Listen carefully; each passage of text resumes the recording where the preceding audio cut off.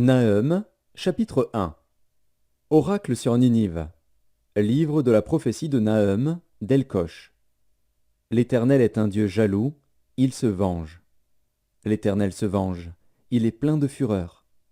L'Éternel se venge de ses adversaires, il garde rancune à ses ennemis. L'Éternel est lent à la colère, il est grand par sa force. Il ne laisse pas impuni. L'Éternel marche dans la tempête, dans le tourbillon. Les nuées sont la poussière de ses pieds. Il menace la mer et la dessèche, il fait tarir tous les fleuves. Le Basan et le Carmel languissent, la fleur du Liban se flétrit. Les montagnes s'ébranlent devant lui, et les collines se fondent. La terre se soulève devant sa face, le monde et tous ses habitants. Qui résistera devant sa fureur? Qui tiendra contre son ardente colère? Sa fureur se répand comme le feu, et les rochers se brisent devant lui. L'Éternel est bon, il est un refuge au jour de la détresse. Il connaît ceux qui se confient en lui. Mais avec des flots qui déborderont, il détruira la ville, et il poursuivra ses ennemis jusque dans les ténèbres. Que méditez-vous contre l'Éternel? C'est lui qui détruit. La détresse ne paraîtra pas deux fois. Car entrelacés comme des épines, et comme ivres de leur vin, ils seront consumés comme la paille sèche, entièrement. De toi est sorti celui qui méditait le mal contre l'Éternel, celui qui avait de méchants desseins. Ainsi parle l'Éternel. Quoique intacts et nombreux, ils seront moissonnés et disparaîtront. Je veux t'humilier, pour ne plus avoir à t'humilier. Je briserai maintenant son joug de dessus toi, et je romprai tes liens. Voici ce qu'a ordonné sur toi l'Éternel. Tu n'auras plus de descendants qui portent ton nom. J'enlèverai de la maison de ton Dieu les images taillées ou en fonte. Je préparerai ton sépulcre, car tu es trop léger. Voici sur les montagnes les pieds du messager qui annonce la paix. Célèbre tes fêtes, Juda, accomplis tes vœux, car le méchant ne passera plus au milieu de toi, il est entièrement exterminé. Nahum, chapitre 2. Le destructeur marche contre toi, garde à la forteresse. Veille sur la route, affermis tes reins, recueille toute ta force. Car l'Éternel rétablit la gloire de Jacob et la gloire d'Israël, parce que les pillards les ont pillés et ont détruit leurs ceps. Les boucliers de ces héros sont rouges, les guerriers sont vêtus de pourpre.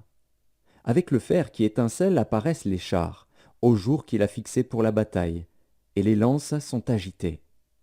Les chars s'élancent dans la campagne, se précipitent sur les places.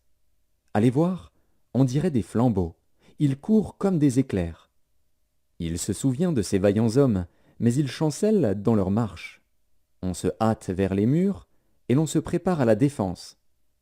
Les portes des fleuves sont ouvertes, et le palais s'écroule. C'en est fait, elle est mise à nu, elle est emmenée. Ses servantes gémissent comme des colombes et se frappent la poitrine. Ninive était jadis comme un réservoir plein d'eau.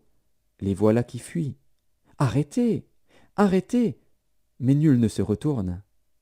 Pillez l'argent, pillez l'or. Il y a des trésors sans fin, des richesses en objets précieux de toute espèce.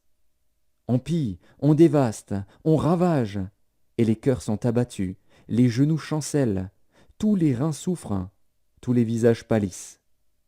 Qu'est devenu ce repaire de lions, ce pâturage des lionceaux, où se retirait le lion, la lionne, le petit du lion, sans qu'il y eût personne pour les troubler? Le lion déchirait pour ses petits, étranglait pour ses lionnes. Il remplissait de proies ses antres, de dépouilles ses repères. Voici, j'en veux à toi, dit l'Éternel des armées.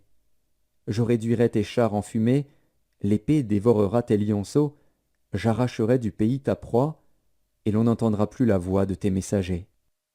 Nahum, chapitre 3. Malheur à la ville sanguinaire, pleine de mensonges, pleine de violence, et qui ne cesse de se livrer à la rapine. On entend le bruit du fouet, le bruit des roues, le galop des chevaux, le roulement des chars. Les cavaliers s'élancent, l'épée étincelle, la lance brille, une multitude de blessés, une foule de cadavres, des morts à l'infini. On tombe sur les morts. C'est à cause des nombreuses prostitutions de la prostituée, pleine d'attraits, habile enchanteresse, qui vendait les nations par ses prostitutions et les peuples par ses enchantements. Voici, j'en veux à toi, dit l'Éternel des armées. Je relèverai tes pans jusque sur ton visage, je montrerai ta nudité aux nations et ta honte au royaume. Je jetterai sur toi des impuretés, je t'avilirai et je te donnerai en spectacle. Tous ceux qui te verront fuiront loin de toi, et l'on dira, Ninive est détruite. Qui la plaindra? Où te chercherai-je des consolateurs? Es-tu meilleur que Noamon, qui était assise au milieu des fleuves, entourée par les eaux, ayant la mer pour rempart, la mer pour muraille? L'Éthiopie et les Égyptiens innombrables faisaient sa force. Put et les Libyens étaient ses auxiliaires. Et cependant elle est partie pour l'exil, elle s'en est allée captive. Ses enfants ont été écrasés au coin de toutes les rues. On a jeté le sort sur ses nobles, et tous ses grands ont été chargés de chaînes. Toi aussi, tu seras enivré, tu te cacheras. Toi aussi, tu chercheras un refuge contre l'ennemi. Toutes tes forteresses sont des figuiers avec les primeurs. Quand on les secoue, elles tombent dans la bouche de qui veut les manger.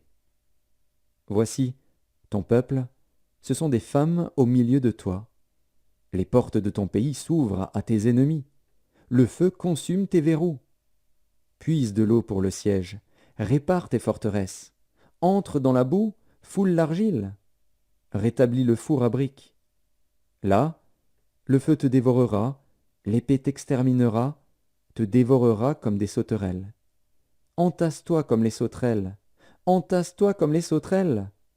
Tes marchands, plus nombreux que les étoiles du ciel, sont comme la sauterelle qui ouvre les ailes et s'envole. Tes princes sont comme les sauterelles, tes chefs comme une multitude de sauterelles, qui se posent sur les haies au temps de la froidure. Le soleil paraît, elles s'envolent, et l'on ne connaît plus le lieu où elles étaient. Tes bergers sommeillent, roi d'Assyrie, tes vaillants hommes reposent. Ton peuple est dispersé sur les montagnes, et nul ne le rassemble. Il n'y a point de remède à ta blessure, ta plaie est mortelle. Tous ceux qui entendront parler de toi battront des mains sur toi.